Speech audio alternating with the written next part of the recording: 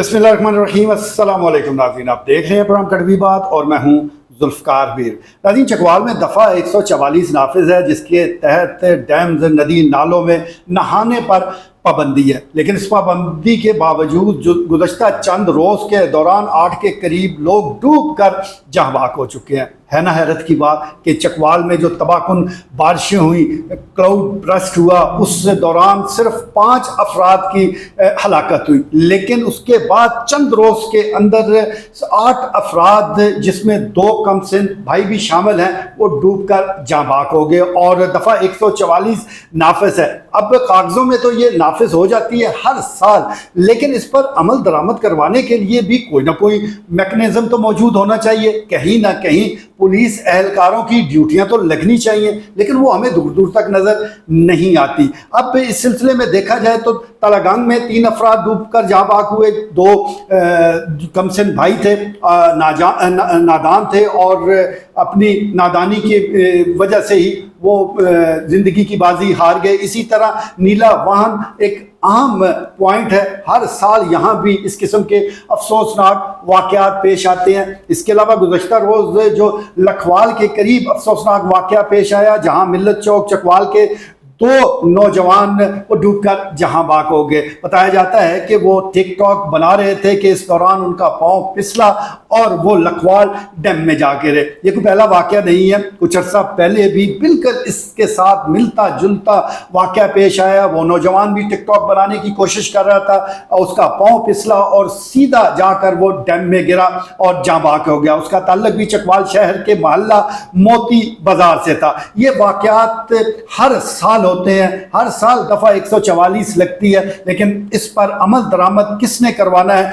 इस बारे में कोई नहीं बताता। पुलिस से बात की जाए तो उनका ये कहना है कि हम कहाँ तक पहुँचे, डाकुओं का पीछा करें, चोरों को पकड़ें या लॉ एंड ऑर्डर को देखें या लोगों को काबू करें। अब कुछ वालिदैन की भी जिम्मेदारी है, कुछ लोगों का अपना भी वो जिम्मेदारी बनती है। बात तो दुरुस्त है, इसमें वजन भी है, क्योंकि सबसे पहले तो अपनी जान की हिफाजत आपने खुद करनी है। अगर कोई खुदा न खास्ता खुदकुशी पर तुला हुआ है तो उसे बचाया तो नहीं जा सकता। वालिदैन की भी ये जिम्मेदारी बनती है कि वो अपने बच्चों पर नज़र रखें। इसी तरह जो नौजवान है टिकटॉक के शौकीन है, लेकिन खुदारा अपनी जिंदगियों को खतरे में डालकर इस शौक को पूरा ना करें। यहाँ तक तो बात दुरुस्त है, लेकिन इससे आगे कुछ रियासत की भी जिम्मेदारी है, कुछ इदारों ने भी तो काम करना होता है। अभी एक सियासी जमात के खिलाफ जब क्रैक डाउन किया गया, जब रियासत ने तहिया कर लिया, जब हुकूमत ने मुसम्मम इरादा कर लिया कि इनको हिलने नहीं देना, तो फिर कोई बाहर निकल कर तो दिखाए।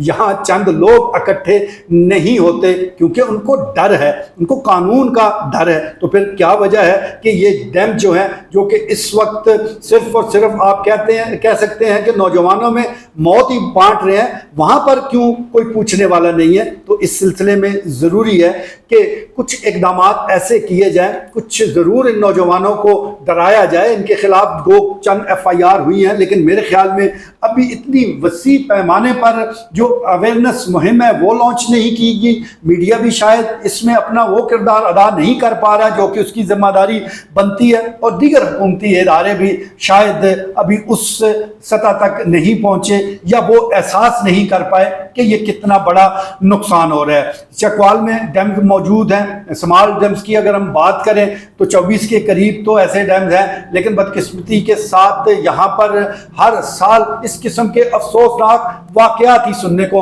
मिलते हैं। क्या ये अच्छा हो कि यहाँ पर कुछ ऐसा इंतजामात कर दिए जाएं कि ये तफरीह पॉइंट बने, यहाँ जाकर नौजवान जो है वो अपने आप को महफूज समझें। दुनिया के दीगर ममालिक में देख लें, वो इस किस्म के स्पॉट को कमाई का जरिया बना लेते हैं, लेकिन लोगों को मरने नहीं देते। वहाँ पर अमला तैनात होता है, वहाँ पर अगर किसी ने दाना है तो लाइफ जैकेट मौजूद होती है, और फिर भी अगर खुदा न खास्ता कोई हादसा पेश आ जाए तो फौरी तौर पर वो तमाम लोग मुतहरक हो जाते हैं। लेकिन यहाँ पर कोई ऐसा सिस्टम मौजूद नहीं है। तो यही मैं समझता हूँ कि ये भी समझने की बात है उन तमाम नौजवानों के लिए, उन तमाम लोगों के लिए कि जो इन डैम्स का रुख करते हैं कि अगर खुदा न खास्ता आप डैम में गिर गए तो फिर कोई बचाने वाला कोई नहीं आएगा सवाए अल्लाह की ज़ात है। और अल्लाह की ज़ात ने आपको कीमती ज़िंदगी और कीमती इस कीमती ज़िंदगी से आपको नवाज रखा है, खुदा रहा इसकी हिफाजत करें। दूसरे टिकटॉक के हवाले से मैं ज़रूर गुजारिश करना चाहूँगा